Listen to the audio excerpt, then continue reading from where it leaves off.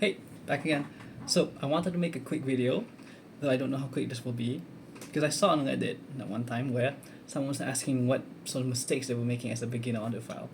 And this got me thinking, because I recently got my own friend into the hobby as well, with the San Zero and the Chew 2. So I decided, you know what, let's start talking about some mistakes beginner audiophiles tend to make.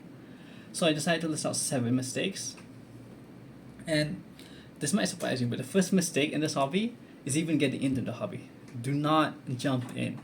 If you can perfectly enjoy your music the way it is with whatever gear that you're using, no matter how bad it is, stick to it.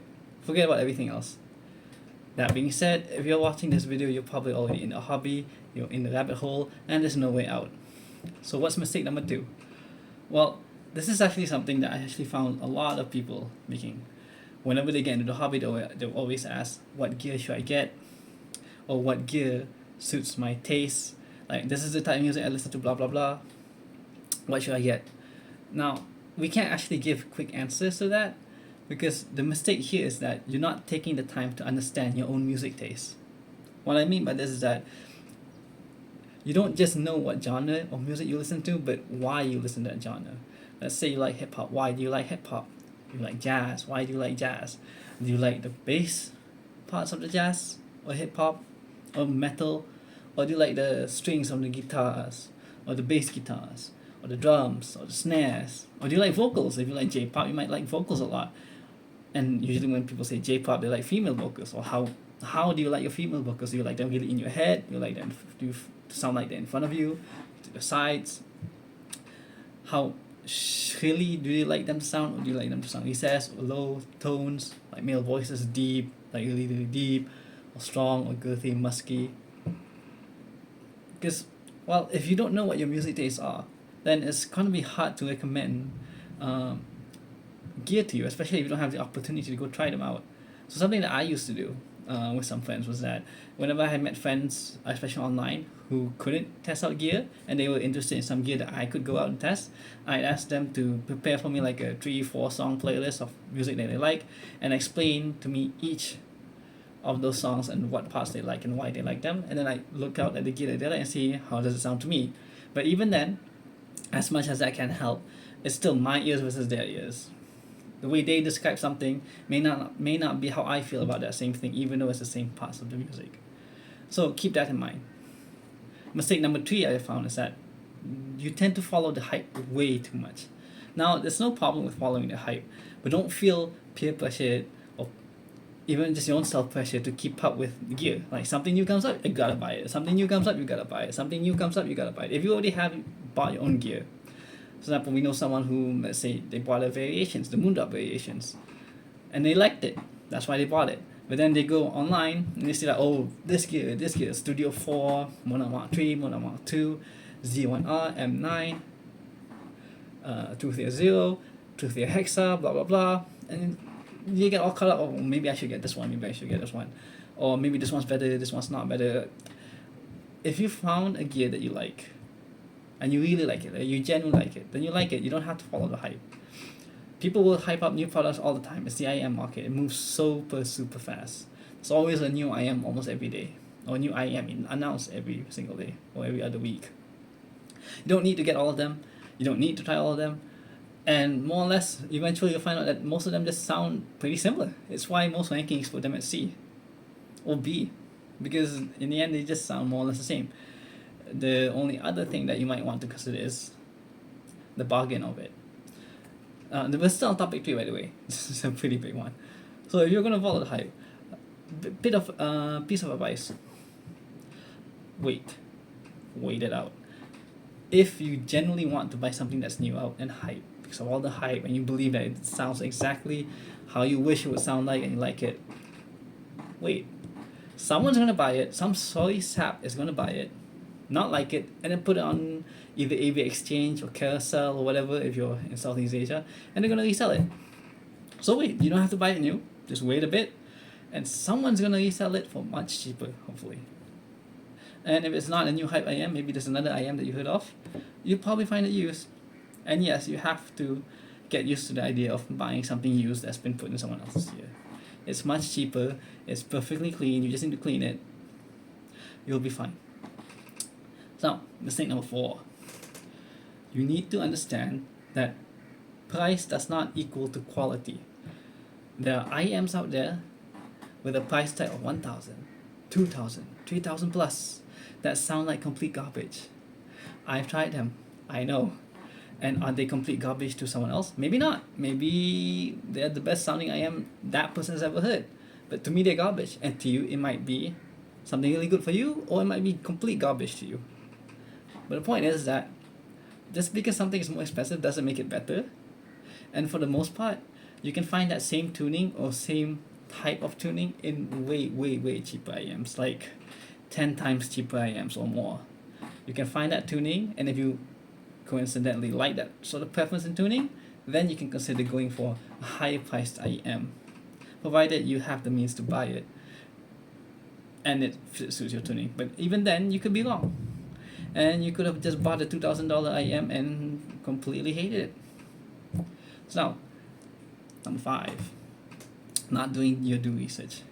Now, research encompasses a lot of things. It's a massive umbrella term. What I mean by research is, instead of going on the market and you see some cheap Pro IM that's probably from KZ and then immediately buying it, yeah, that's just a no. What you should do instead is, and this is my advice, you don't have to take it, but trust me, I really want the best for you. You go out, go online, join communities, and actually I'm thinking of actually making another video later on to follow up on this, on who to follow and what communities to go for. But my point is in this is that by research, first understand what IEMs are, what even drivers are, like what is a DD driver, what's a BA driver, what's a hybrid, what's a tri-bit, blah blah, all of that. What is a graph, how to read graphs, how can you read graphs, what is sub-bass, what's bass, what are mids, what are highs, what's treble, how do they sound like, what's balance, what's V shape, what's U shape, L shape, terminology, and what is tied to that terminology, what does sound nasally, what's shouty, what's dark, what's bright, etc, etc, etc. Like if you learn all that first, learn all of that, and then try and apply it to what you already have, like whatever gear you have, whatever music you listen to that again, listen to the music that you usually listen to on the gear that you're used with. Take that new knowledge and apply to that. Take that new knowledge and apply to that, and then see if you can identify it. Like, oh, so this is bass, this is sub bass, this is what V shape sounds like, this is what U shape sounds like, what L shape sounds like, this is bright, this is dark, etc. So once you get that down, it's a lot easier for you to like watch reviews, read reviews, or be on communities and understand what people are talking about. Now, mistake number 6, not knowing who to follow. When you go online, there's going to be a lot of people talking about a lot of things. And there's a lot of reputable people out there as well. But it's still a lot of people, and you might not know who to follow. Now, this is just a quick recommendation. I'm going to make another video following up this on more details about what to do, about communities and stuff, but who to follow. First, if you have a friend who is into the hobby, first things first is to actually follow them. Know what they like, know how they describe things, see their recommendations, and then they can help cater you to what you might be inclined to like. And then you can follow good reviews like Clinical, Gives Audio, Super Reviews, Awesome Danny, Nims, Paul Wasabi, and a bunch of other guys. Trust me, this is gonna be actually a massive topic. I don't want to spoil it all here, but find good people to review. Trustworthy people who have a good reputation. That being said, keep in mind that their preferences might not go in line with yours, which leads us to number 7. Not understanding that preference is entirely individual. Does that make following reviewers and reading reviews and opinions invalid? No. What it does do, however, is that when you watch a review video or read a review or ask people on the community online about said IM, said audio gear, said headphone, blah blah blah, and they give you their opinions on it. You need to understand that everyone has their own preferences, but by getting an idea of what the general public opinion is on said device can give you an idea of what that device would perform like. If you know their taste, that's even better. Like if you go online and you make friends and then you ask them what songs they like and what they like about it, well, then once you know what they like and why they like it, then maybe then you can know like, oh, they share similar tastes to me. They like the same songs I like for the same reasons I like. Then I can sort of trust their opinion on things. Same thing with reviewers. And even if you don't agree with them, that's all the better, because if you don't share preferences with them, then you know, well, okay, if they like this audio gear, I probably wouldn't like it because their tastes are different from mine, so I should probably not get that sort of gear, etc., etc. So you can figure out. But yeah, I just wanted to make this video on like some 7 mistakes that beginner audiophiles tend to make. There's a lot more mistakes. I'm pretty sure I can make another video on this if people want. And if people want more follow-ups on this, I can do that as well. Because trust me, it all starts with mistake number 1. If you're watching this and you're not in the hub yet, don't bother. Please, don't bother. It never stops. It never, ever, ever, ever, ever, ever stops. So yeah, try not to make mistake number 1. Bye bye.